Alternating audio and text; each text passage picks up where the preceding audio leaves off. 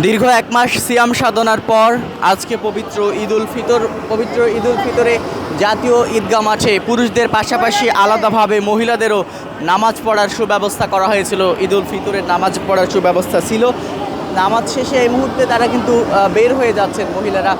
তাদের আলাদা যে ব্যবস্থাটি হয়েছিল জাতীয় ঈদগাহ মাঠের মূলত শিক্ষা ভবনের সামনের যে পাশটি রয়েছে, এখানে কিন্তু মহিলাদের আলাদা নামাজের জায়গা ছিল। তারাও কিন্তু পুরুষদের পাশাপাশি পবিত্র ঈদুল ফিতরের নামাজ আদায় করার জন্য এসেছিলেন এবং তারাও ঈদের নামাজ শেষে কুশল বিনিময় করছেন। মহিলারা পুরুষদের পাশাপাশি তারাও কুশল বিনিময় করছেন, তেমনটি কিন্তু আমরা দেখতে পাচ্ছি। পরিবারের ছোট্ট শিশুরাও তারাও কিন্তু বাবা মার হাত ধরে পবিত্র ঈদুল ফিতরের নামাজ আদায় করার জন্য জাতীয় ঈদগাহ মাঠে এসেছেন, তেমনটি কিন্তু আমরা দেখতে পাচ্ছি।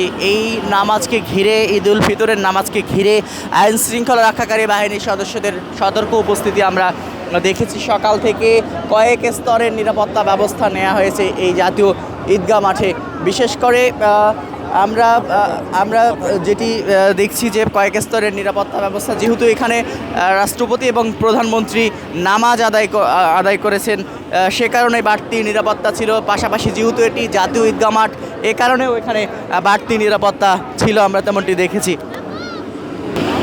জাতীয় ঈদগাহ মাঠের ঈদুল ফিতরের নামাজ 8টা 30 শুরু হয়েছে।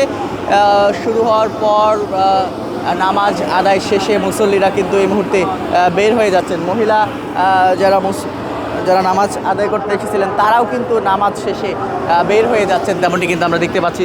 যেমনটি দেখাচ্ছিলাম যে পরিবারের সঙ্গে ছোট শিশুরাও তারাও কিন্তু এসেছেন, কুশল বিনিময় করছেন, তেমনটি কিন্তু আমরা এই মুহূর্তে দেখতে পাচ্ছি। ঈদের নামাজ শেষে